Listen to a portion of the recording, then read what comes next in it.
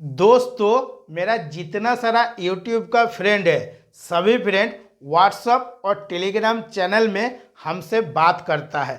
जो जो वीडियो का रिक्वेस्ट करता है, सेम टू सेम वीडियो बना के मैं अपलोड करता हूं। इससे पहले एक हम PLC का वीडियो बनाए थे, उसमें काफ़ी फ्रेंड रिक्वेस्ट किया था कि इसका पार्ट 1 हम लोग देख लिए हैं, पार्ट 2 पार्ट 3 करके इसको कंप्लीट करके समझाइएगा। जो आपका 2023 है, इसमें power plant, rolling mill, block mill, DRI या SMS कोई भी डिपार्टमेंट में हम लोग काम करते हैं तो हर जगह हम लोगों को PLC में ही काम करना पड़ता है और कंटिन्यू काम कर भी रहे हैं। तो आपका अगर वीडियो देखेंगे, जो जो डाउट है वो डाउट भी क्लियर हो जाएगा। अगर दोस्तों आप पार्ट 1 का वीडियो देखे नहीं हैं तो ज़रूर पार्ट 1 का वीडियो देख लीजिएगा, तब आपका इतना एक्सपीरियंस हो जाएगा कि PLC का फुल फॉर्म क्या है। और अगर PLC के पास आप खड़े हैं तो इतना बोल सकते हैं कि ये मॉड्यूलर PLC है या कॉम्पैक्ट PLC है। इसके बाद जो आपका पार्ट 2 है, इसमें बहुत ही ज़्यादा जो इम्पोर्टेंट चीज़ है कि आखिर हम किस तरह से नॉलेज बनाएंगे। जब आप किसी कंपनी में या इंडस्ट्रियल में इंटरव्यू देने जाइएगा तो उस टाइम आपको फुल फॉर्म के बारे में नहीं बताएगा, किस तरह से क्वेश्चन पूछता है, AI, DI, AO, DO, PNP, NPN, आखिर ये क्या होता है। तो जब तक इसका फुल फॉर्म का नॉलेज नहीं बनाइएगा तो परफेक्ट आपको क्या होगा, नॉलेज बनाने में दिक्कत होगा। क्योंकि दोस्तों मैं आप लोगों के साथ अपना जो प्रैक्टिकल एक्सपीरियंस है वो शेयर करता हूँ, और हमको ये भी पता है कि जितना सारा फ्रेंड प्रैक्टिकल में काम करता है तो काम करने में कितना दिक्कत भी है। एक छोटा सा फॉल्ट को ठीक करने में भी 2 से 3 घंटा लग जाता है। अभी जब आप फर्स्ट टाइम PLC का नॉलेज बना रहे हैं तो जैसे यहाँ पे लिखा हुआ है AI, तो इसके साथ आपको यहाँ पे मिलाना है कि AI का मतलब क्या होता है ना, एनालॉग इनपुट। तो इस टाइप से अगर आप नॉलेज बनाइएगा, कभी भी आपका जो एक्सपीरियंस है वो फेल नहीं होगा। बहुत बारीकी से आपको नॉलेज बनाना है। तो ये पार्ट 2 में जब आप PLC के पास जाके काम कर रहे हैं तो आपको क्या क्या देखना है कि ये कौन सा कंपनी का PLC है, ये डाल्टा का है या ABB का है या एलन बिदरी का है या सीमेंस का है। पहला जो एक्सपीरियंस होता है यहीं से स्टार्ट होता है, और जब आप बारीकी से देखिएगा तो एक एक क्वेश्चन का आंसर जो है इंटरव्यू में आप दे सकते हैं। इसके बाद जो आपका DI है तो इसके साथ इसको मिलाना है कि DI का मतलब होता है डिजिटल इनपुट, और DO का मतलब क्या होता है, AO का मतलब क्या होता है, यहाँ टोटली में लिख के रखा हूँ। एक एक करके आपको बारीकी से पढ़ना है, तभी क्या होगा, बहुत बारीकी से आपका नॉलेज बन जाएगा। जो बिल्कुल जीरो लेवल से अभी सीख रहा है उसको भी कभी कुछ दिक्कत नहीं होगा अगर वो कंटिन्यू वीडियो को शुरू से लेकर लास्ट तक देखता है तब। अभी जो आप डाल्टा, एलन बिदरी या ABB या आपका सीमेंस कोई भी कंपनी का PLC रहे, तो इस जगह में जो आपको PLC देखने के लिए मिलेगा तो इसमें शॉर्ट फॉर्म ही ज़्यादातर देखने के लिए मिलता है। और ज़्यादातर कोई भी कंपनी का PLC रहे, इसमें आपको ज़्यादातर ये जो 4 गो इंडिकेशन लैम्प है ये आपको ज़रूर देखने के लिए मिलेगा। एक पावर का रहता है, एक रन का रहता है, एक एरर का रहता है और एक बैटरी लो का रहता है। तो PLC में काम करने से नहीं होगा, PLC का सेफ्टी के बारे में भी जानना पड़ेगा। और पार्ट 1 में मैं आप लोगों को CPU का बारे में ऑलरेडी बताया हूँ, और इस जगह में जो आपका एक मॉड्यूलर PLC है इसका कनेक्शन किस तरह से करना है, और इस PLC से एक PNP और NPN का जो डिजिटल सेंसर है इसका कनेक्शन किस तरह से करना है, थोड़ा थोड़ा करके आपको नॉलेज बनाना है। थोड़ा थोड़ा करके बनाइएगा, जो नॉलेज बनेगा वो हमेशा लाइफ टाइम आपका साथ रहेगा। तो जब आप इसका शॉर्ट फॉर्म को फुल फॉर्म में जान लिए, और कुछ कुछ डाउट जो आता है वो भी मैं बता दे रहा हूँ कि जैसे यहाँ पे आप DIAG लिख के रखे हैं या CFG लिख के रखे हैं कॉन्फ़िगरेशन, तो मेरे पास जो PLC है ये जो है ये आपका नहीं है। तो इसमें देखिए ये जो आपका पावर, रन, एरर और बैटरी लो, ये हो गया आपका इंडिकेशन लैम्प। और VALEAC और आपका ओके DIAG और आपका CFG कॉन्फ़िगरेशन, ये शॉर्ट फॉर्म में आपको देखने के लिए मिलेगा। सिर्फ इतना ही लिखा रहेगा CFG, तो इसका फुल फॉर्म भी आपको जानना पड़ेगा। जब आप इसका फुल फॉर्म जान लीजिएगा तो ऑटोमेटिक आप कोशिश करिएगा कि आखिर इसका नाम कॉन्फ़िगरेशन है तो इसका काम भी कुछ होगा, तो इसके बारे में भी नॉलेज बनाते हैं। इस टाइप से दोस्तों देखिए बहुत सा फ्रेंड ये रिक्वेस्ट करता है कि आप बहुत लंबा लंबा वीडियो बनाते हैं, तो इतना बड़ा टॉपिक मैं लिया हूँ, जब तक मैं बारीकी से थोड़ा थोड़ा करके नहीं बताऊँगा तो आपको समझ में नहीं आएगा। इसके बाद इसका नॉलेज जब आपका हो गया है तो और बारीकी से समझना है कि आखिर एनालॉग इनपुट क्या होता है, डिजिटल इनपुट क्या होता है, एनालॉग आउटपुट क्या होता है, डिजिटल आउटपुट क्या होता है। एक एक पॉइंट के बारे में पार्ट 2 से आप एक्सपीरियंस बनाना स्टार्ट करिए। अगर इसमें से कोई भी चीज़ आपको पता नहीं है और एक एक पॉइंट के बारे में बारीकी से नॉलेज बनाना चाहते हैं तो इसका 2 रास्ता है। एक, आपको वीडियो के लिए इंतज़ार करना पड़ेगा, और दूसरा क्या है कि जो हम ऑनलाइन क्लास देते हैं, ऑनलाइन क्लास आपको ज्वाइनिंग करना पड़ेगा। ऑलरेडी इसके ऊपर हम ऑनलाइन क्लास दे दिए हैं। ऑनलाइन क्लास में क्या होता है, 3-4 घंटा टाइम मिल जाता है, इसमें मैं बारीकी से आपको एक एक पॉइंट के बारे में समझा सकता हूँ। ये यूट्यूब का वीडियो है, उतना बारीकी से समझाने जाएंगे तो एक एक वीडियो 2-2 घंटे का बनेगा और उतना लंबा वीडियो कोई देखता भी नहीं है। तो इसीलिए मैं छोटा छोटा करके आप लोगों को बता दे रहा हूँ। देखिए यहाँ पे मैं जो इंडिकेशन लैम्प के बारे में बात किया हूँ, सेम टू सेम जो आपका मॉड्यूलर PLC है, इसमें पावर, रन, एरर और battery low same to same आपका मैच हो रहा है। तो ये भी देखना पड़ता है कि कौन सा कंपनी का है। कोई ABB का रहता है, कोई डाल्टा का रहता है, कोई सीमेंस का रहता है, कोई एलन बिदरी का रहता है। तो ओवरऑल एक जो ओवरव्यू है वो पार्ट 2 में आपको समझ में आना चाहिए कि इस टाइप से हमको नॉलेज बनाना है। और अगर हमारे मन में कुछ कुछ डाउट है तो एक ऑनलाइन क्लास ज्वाइनिंग कर लेता हो, नहीं तो व्हाट्सएप में मैसेज भेज देता हूँ कि इसके ऊपर हमको वीडियो चाहिए। आपको इंतज़ार करना पड़ेगा, उसके ऊपर मैं वीडियो बना के बहुत बारीकी से समझा दूंगा। इसके बाद जब आप एक CPU में कनेक्शन कीजिएगा तो यहाँ सेफ्टी के साथ आपको कनेक्शन करना है। बहुत सा जगह में आपको देखने के लिए मिलेगा डायरेक्ट इस जगह में 230 वोल्ट दिया जाता है, और बहुत सा जगह में आपको देखने के लिए मिलेगा कि एक SMPS लगाया हुआ है, इसका आउटपुट में जो पॉजिटिव और नेगेटिव है और एक ग्राउंड, वो CPU में कनेक्शन दिया जा रहा है। तो इस पर कितना सप्लाई दे रहे हैं, 24 वोल्ट DC। तो आखिर ये जो हमारा डायग्राम है इसको हम किस तरह से पढ़ेंगे और इसका बारीकी से नॉलेज किस तरह से बनेगा। तो ये तो ऑलरेडी इंडिकेशन लैम्प हो गया। 1 नंबर, 2 नंबर, 3 नंबर, 4 नंबर जितना भी है यहाँ पे लिखा हुआ है इन। तो इन में ये सब क्या है, इंडिकेशन लैम्प लगा हुआ है, और ये है आपका आउट, यहाँ पर भी इंडिकेशन लैम्प लगा हुआ है। तो ये जब भी आप PLC को देखिएगा उसको देख के ही आपको समझ में आ जाएगा। इसके बाद जब आप एक CPU का कनेक्शन कीजिएगा तो सेफ्टी के साथ आपको करना है। पहले आपको देखना है कि हमको इनपुट सप्लाई कितना देना है, 230 वोल्ट AC देना है या 24 वोल्ट DC देना है। तो इसका जो डायग्राम है इसको थोड़ा पढ़ लेते हैं, उसके बाद आगे जो चीज़ है उसको समझ लेंगे। जो आपका SMPS है, तो SMPS को आप बारीकी से देखिएगा तो एक L वाला टर्मिनल, एक N वाला टर्मिनल और एक अर्थ देने के लिए टर्मिनल आपको देखने के लिए मिलेगा। PLC के लिए अर्थ देना बहुत ही ज़रूरी है, नहीं तो PLC में इस टाइप का फॉल्ट आएगा अर्थ के बिना कि आपको कभी समझ में आएगा ही नहीं। तो आखिर ये जो 230 वोल्ट AC और 50 फ्रीक्वेंसी है ये कहाँ से आया है ना, कंट्रोल बस बार से आया है। इसके बाद जो आपका SMPS है, SMPS का आउटपुट में आपको क्या करना है, कभी भी जो आपका CPU है डायरेक्ट कनेक्शन नहीं करना है।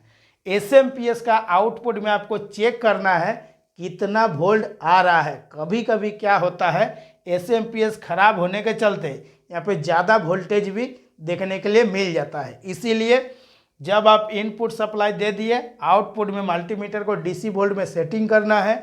जो आपका काला वाला लीड है काला के साथ लगाना है, मतलब नेगेटिव। जो आपका लाल वाला लीड है वो पॉजिटिव के साथ लगाना है और देखना है कि 24 वोल्ट डीसी हमारा आ रहा है या नहीं आ रहा है।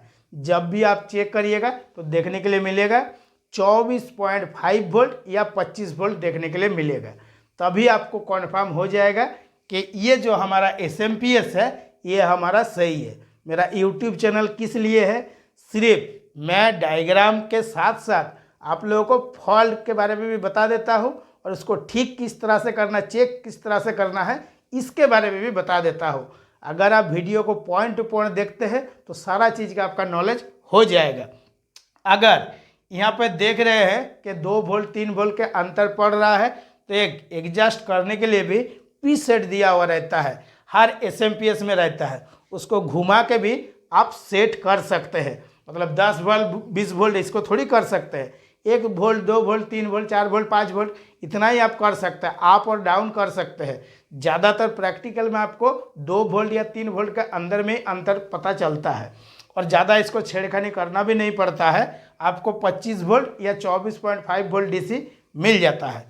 तो जो यहाँ से आपका आउट हो गया, आउट होने के बाद बारीकी से आपको देखना है कि जो आपका CPU है इसमें नेगेटिव कौन सा है, पॉजिटिव कौन सा है और ग्राउंड कौन सा है। इसके बाद आपको सप्लाई देना है। जब आप सप्लाई दिए तो सप्लाई देने के बाद जब आप ऑन कीजिएगा तो आपको देखना है कि जो पावर वाला इंडिकेटर लैम्प है ये जल रहा है या नहीं जल रहा है। अगर इस जगह में आपका कनेक्शन बिल्कुल सही है तो ये जो पावर वाला इंडिकेटर लैम्प है ये जरूर जलेगा। इसके बाद जो आपका कनेक्शन है उसके बारे में आपको समझना है। अभी इस जगह में इंडिकेटर लैम्प के बारे में भी समझ लिए और यहाँ पर भी जितना इंडिकेटर लैम्प है इसके बारे में भी समझ लिए। और अगर बारीकी से थोड़ा सा मैं बता देता हूँ, जैसे बहुत सा जगह में आपको देखने के लिए मिलेगा बैटरी लो, वो किस में देखने के लिए मिलेगा? जो आपका CPU है इसमें जो डिस्प्ले दिया हुआ है इसमें देखने के लिए मिलेगा। बहुत सा जगह में आपका बैटरी बैंक देके बैटरी बैकअप दिया हुआ रहता है PLC को, और बहुत सा जगह में आपका दिया हुआ नहीं रहता है। इसके लिए क्या होता है, एक छोटा सा बैटरी लगाने के लिए भी ऑप्शन दिया हुआ रहता है CPU में। अब ये बैटरी अगर कोई कारण से धीरे धीरे क्या होगा, चलते चलते बैटरी कमज़ोर होने लगेगा तो उस टाइम PLC में आपको सिंबल देखने के लिए मिलेगा बैटरी लो आ रहा है। तो अगर आपके पास बैटरी बैकअप दिया हुआ है नहीं और फिर भी बैटरी लो आ रहा है तब आपको समझ जाना है कि CPU में जो हमारा बैटरी लगा हुआ है ये बैटरी हमारा डाउन हो गया है, अब हमको इसको नया लगाना है। और ये यूज एंड थ्रो सिस्टम रहता है, इसको आप चार्ज नहीं कर सकते हैं। और बहुत सा जगह में ये भी दिया हुआ रहता है कि जो आप डायरेक्ट 24 वोल्ट DC दे रहे कोई बैटरी चार्ज हो भी जाता है। मतलब चाहे कोई भी टाइप रहे आपको हर टाइप का नॉलेज बना के रखना है कि चाहे चार्जेबल बैटरी दिया हुआ रहे या नॉन चार्जेबल रहे, कोई भी रहे आपको हर चीज़ पता हो गया कि इस टाइप से हमको नॉलेज बनाना है। इसके बाद जो आपका टर्मिनल है, टर्मिनल के बारे में बहुत बारीकी से नॉलेज बनाना है। जब भी आप देखिएगा X0, X1, X से लेके X18 तक, इसको देख के ही आपको समझ जाना है कि ये हमारा इनपुट का टर्मिनल है।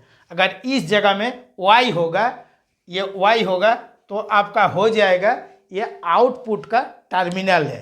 तो आखिर PLC में जो आपका सोर्स है और सिंक है ये क्या होता है ना। जब हम लोग SMPS से एक नेगेटिव सप्लाई लेके आ रहे हैं तो जो आपका मॉड्यूलर PLC है इसमें अगर आपका SS का टर्मिनल है, इसमें अगर हम 0 वोल्ट देंगे इसको हम लोग सोर्स बोलते हैं कि हम सोर्स से कनेक्शन कर रहे हैं।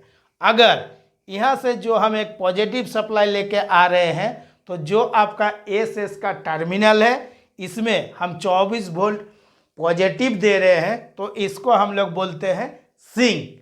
अभी आपको ये समझ में आ गया कि सोर्स और सिंक क्या होता है और इसको बहुत आसान भाषा में किस तरह से समझ में आता है कि जहाँ भी आपको SS का टर्मिनल देखने के लिए मिलेगा उसी टाइम इसको देख के ही आपको समझना पड़ता है कि ये हमारा सिंक और सोर्स का टर्मिनल है। अभी आप किस तरह से कनेक्शन कर रहे हैं आपके ऊपर डिपेंड है। अगर आप 0 वोल्ट दे रहे हैं तो यहाँ पे सोर्स का कनेक्शन हो गया, और अगर 24 वोल्ट पॉजिटिव दे रहे हैं तो ये सिंक का कनेक्शन हो गया। अभी इसके ऊपर कुछ डाउट नहीं रहना चाहिए। इसके बाद जो आपका पीएनपी सेंसर है, तो इसका फुल फॉर्म क्या होता है? पॉजिटिव नेगेटिव पॉजिटिव, एनपीएन का नेगेटिव पॉजिटिव नेगेटिव। तो जो आपका डिजिटल सेंसर है, कोई भी सेंसर का जब भी आप कनेक्शन कीजिएगा तो आपको बारीकी से देखना है। कोई कोई सेंसर में 3 वायर रहता है, किसी किसी में आपको 4 वायर रहता है, किसी किसी में यहाँ पे जैसे मैं ब्राउन लिख दिया हूँ, एक ब्लैक लिख दिया हूँ, एक ब्लू लिख दिया हूँ। ये कोई ज़रूरी नहीं है कि यही सेम टू सेम कलर का वायर रहेगा, इसमें चेंज भी होता है। काहे क्या अलग अलग कंपनी आपका पीएनपी और एनपीएन सेंसर बनाता है, वो किस तरह से कलर कोटिंग दिया है और उसका मतलब क्या है, जो आपका पीएनपी सेंसर रहता है उसके ऊपर साफ साफ लिखा हुआ रहता है। जब आप बारीकी से पढ़िएगा तो कभी भी आपको कुछ दिक्कत नहीं होगा। और जो आपका पीएनपी हो या एनपीएन सेंसर है, इसमें आपका एक छोटा सा एलईडी लैम्प भी लगा हुआ रहता है। तो जब ये पीएनपी सेंसर काम करता है तो उस टाइम देखिएगा लाइट एक बार जल रहा है, एक बार बंद हो रहा है। तो ज़्यादातर ये जो पीएनपी और एनपीएन सेंसर है, पावर प्लांट, रोलिंग मिल या एसएमएस, कोई भी जगह में आपको जो आपका कन्वेयर है, कन्वेयर में लगा हुआ देखने के लिए मिलेगा। तो उसी में जाकर जब आप प्रैक्टिकल में मिला कर देखिएगा तभी मेरा क्लास का याद आएगा। अच्छा, ये वाला हमारा पीएनपी सेंसर है, ये एनपीएन है। एक बार थोड़ा सा देख लेता हूँ, जब आप देखिएगा तो आपको बारीकी से समझ में आ जाएगा। अभी जो आपका पीएनपी सेंसर है, इसमें आपको 3 वायर मिला है। तो जो आपका ब्लू वाला वायर है, इसमें हम कितना दे रहे हैं? 0 वोल्ट दे रहे हैं। और जो ब्राउन वाला वायर है, तो इसमें क्या दे रहे हैं ना, इसमें पॉजिटिव सप्लाई दे रहे हैं। और जो ब्लैक वाला वायर है, इसमें हम क्या दे रहे हैं? सिग्नल के लिए दे रहे हैं। अभी इस टाइप से अगर आप कनेक्शन करते हैं तो कभी भी गलती नहीं होगा, देख देख के कनेक्शन करना है। इसके बाद जो आपका एनपीएन टाइप है, इस जगह में जैसे ब्लू वाला है 0 वोल्ट, ब्राउन वाला है 24 वोल्ट डीसी, इसके बाद ब्लैक वाला है सिग्नल, और इसके जगह में अगर आपका ब्लैक नहीं है या सफ़ेद कलर है, तो ये जो एनपीएन टाइप है, इसमें आप सिंक टाइप भी कनेक्शन कर सकते हैं और सोर्स टाइप भी कनेक्शन कर सकते हैं। तो अभी दोस्तों, अगर आप पीएलसी का नॉलेज बना रहे हैं, जिस तरह से हम एक एक गाइडलाइन बताए हैं और आप अच्छा से सुने हैं, तो आप बेटर तरीके से नॉलेज बना सकते हैं। ये वीडियो बनाने का मतलब है कि आप पीएलसी के पास जाइए और एक एक पॉइंट जो है अच्छा से मिला के देखिए, तभी क्या होगा। इसके बाद जो मैं और पार्ट 3 पार्ट 4 करके समझाऊंगा, एक एक चीज़ आपको बारीकी से समझ में आएगा। पार्ट 2 में जाकर हर चीज़ आपको देखना है। जितना सारा फ्रेंड हमसे रिक्वेस्ट किए थे वीडियो के लिए, तो उतना सारा फ्रेंड अभी जाकर बारीकी से देख लीजिएगा। और अगर पीएनपी एनपीएन सेंसर का कनेक्शन करना है तो ऑलरेडी यहाँ पे मैं डायग्राम भी बना दिया हूँ, इसको देख देख के भी आप कनेक्शन कर सकते हैं, कुछ दिक्कत नहीं होगा। लेकिन जो गाइडलाइन दिया हूँ उसको आपको फॉलो करना है। फिर भी अगर आपके अंदर में और ज़्यादा कुछ डाउट है तो आप ऑनलाइन क्लास ज्वाइनिंग कर सकते हैं, और बेटर तरीके से मैं समझा दूंगा, तो आपके अंदर में और कुछ डाउट नहीं रहेगा। तो आज के वीडियो के लिए दोस्तों इतना ही। नमस्कार, जय हिंद। दोस्तों, प्रैक्टिकल दिखाना भी ज़रूरी है, इसीलिए वीडियो का लास्ट में मैं प्रैक्टिकल थोड़ा सा आप लोगों को दिखा दे रहा हूँ एबीबी का पीएलसी के बारे में। काहे कि आगे जो मैं पार्ट 3 पार्ट 4 पार्ट 5 करके समझाने वाला हूँ, तो एक एक पॉइंट आपको बारीकी से समझ में आ जाए। कोई भी पीएलसी रहे, पहले एक पीएलसी को अगर बारीकी से समझ लीजिएगा तो धीरे धीरे जो भी कंपनी का पीएलसी आता है सबको आज समझ सकते हैं बहुत आसान तरीके से। और आप लोगों को तो ऑलरेडी पता है, अगर हम समझाएंगे तो एक एक पॉइंट आपको पकड़ पकड़ के समझाएंगे। अभी जो मैं आप लोगों को दिखा रहा हूँ, इसमें जो मैं जिस तरह से समझाया हूँ, एक एक पॉइंट देखिए इसमें लिखा हुआ है। इसीलिए जब भी आप नॉलेज बनाइए किसी भी पीएलसी का, तो ये पार्ट 2 वाला जो वीडियो है, इसको हमेशा आपको याद करके रखना है कि आखिर अगर हम पीएलसी का नॉलेज बनाएंगे तो किस तरह से बनाना है। ऐसे नॉर्मल में आपका नॉलेज नहीं बन सकता है। और जो जो गाइडलाइन दिया हूँ अच्छा से आपको फॉलो करना है, तभी क्या होगा, आप आराम से बिंदास होके काम सीख सकते हैं, काम कर सकते हैं। और अभी जो ये SMPS में आप लोगों को दिखा रहा हूँ, ऑलरेडी मैं आप लोगों को समझाया हूँ। और अभी जब आगे अपडेट क्लास आएगा तो एक MCB किस तरह से लगा के कनेक्शन करना है इसके बारे में भी बताऊंगा। रिले 24 वोल्ट जो DC रिले बोर्ड है उसके बारे में बताऊंगा। मतलब ऐसा कोई पॉइंट नहीं है नहीं बताऊंगा, लेकिन क्या है कि हमको ऑनलाइन क्लास भी देना पड़ता है। जब हमको टाइम मिलता है तभी मैं आप लोगों के लिए वीडियो बना के समझाता हूँ। और आप लोगों को तो ऑलरेडी पता है मैं खुद भी ड्यूटी करता हूँ ना।